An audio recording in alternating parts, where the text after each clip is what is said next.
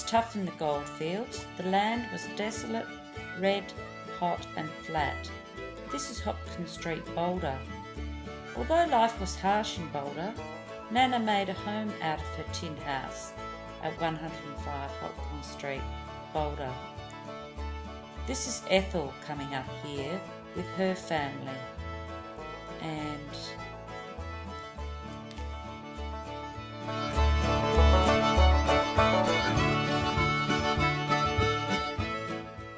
this is Nana at 105 Hopkins Street, Boulder.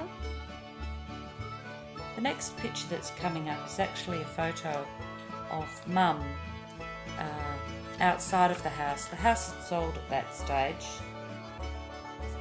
but Nana used to look forward to her visitors arriving to the house. I have very fond memories myself of visiting Boulder. I remember spending 8 hours in the car. That wasn't too good. But when we arrived, Nana was always waiting out the front.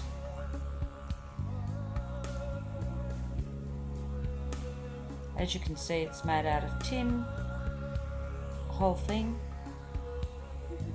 Everything was so different. The wood stove with the tea brewing and the pies cooking in the hot kitchen. Nana made amazing pies on her wood stove. She would always be up early to stoke the fire, and she would have a cup of tea ready to share. I remember the lino on the earthen dirt floors, the hot tin house with the high brass beds in the windowless rooms, the ornate old pedestal deep bath, which was always freezing to bath in, and with the little water we were allowed to use, the sides always seemed so high.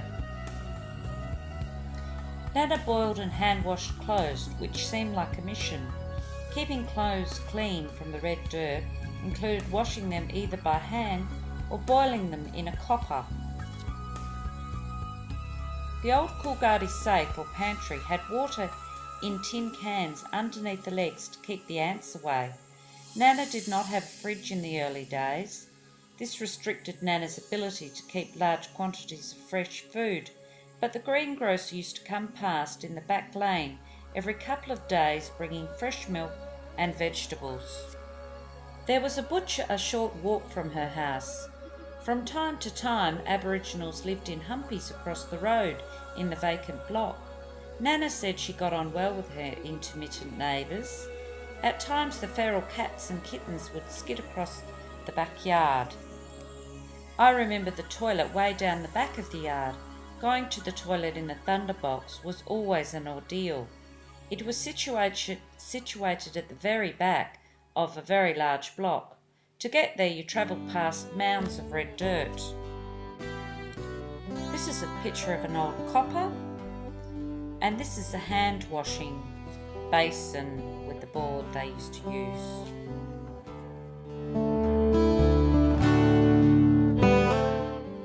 Here's Nana with Ron and Granny.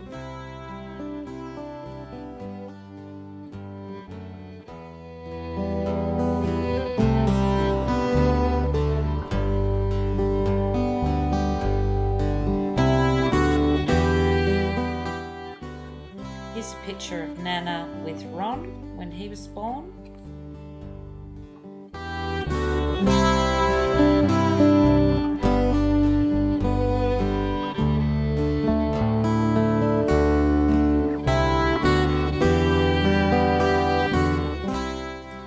On May 1930, a notice was put in the local paper stating, on May the 4th at 105 Hopkins Street, Boulder, to Mr. and Mrs. Douglas Bradford, a son, Ronald Douglas, both well, Dr. Irwin and Nurse Millwood. 1933, Christmas Day. On the left we have Douglas Bradford, then we have Nana, Uncle Mick and Auntie Rita. Her brother Percival Lowe died in a horrific mine accident on the 2nd of April 1934. He had his arm ripped off in the mine. He was only 25 years old. In 1934, Nana was 24 years old. Her father John died of cancer of the tongue or mouth. He smoked a pipe which had pierced his tongue when he fell over, and he died from complications from that.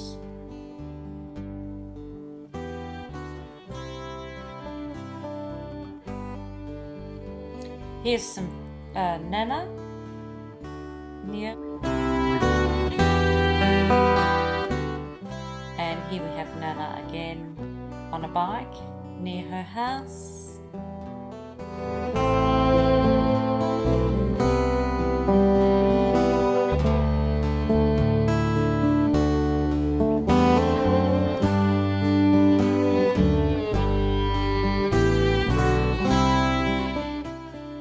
In 1935, Nana gave birth to Alex John Bradford.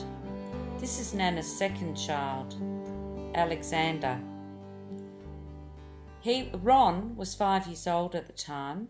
Having 2 sons, now Nana longed for a daughter. Here's Alex when he was young.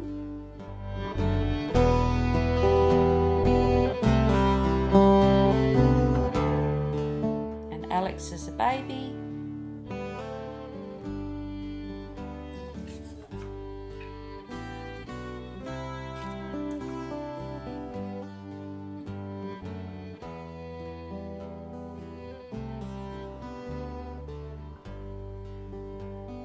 Alex as a toddler.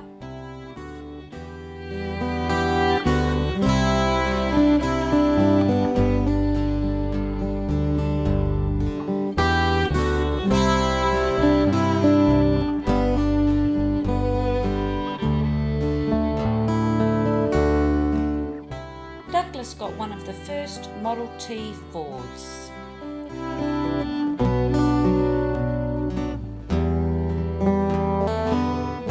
Surrounded by her extended family here. Nana's on the left.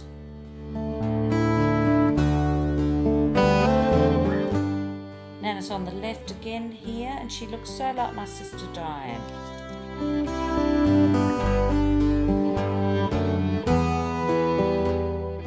Here we have Mick Nellie, Hazel Jeffries, Rita Nellie, Nana, Rosalie Nellie, Bill, an unknown person, and Ron Bradford.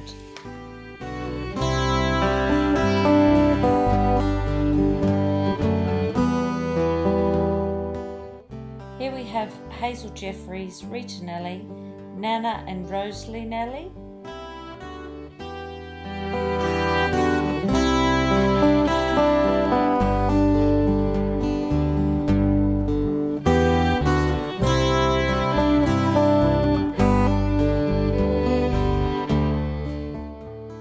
Bill on the left, an unknown chap in the middle, and Ron Bradford on the right.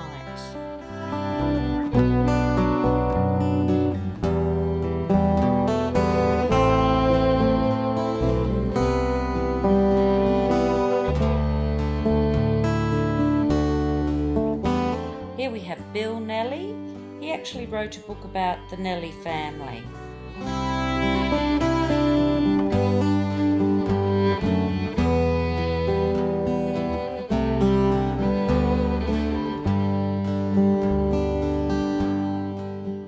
And we have Ben Coleman, who's the 8th from the left across at the back.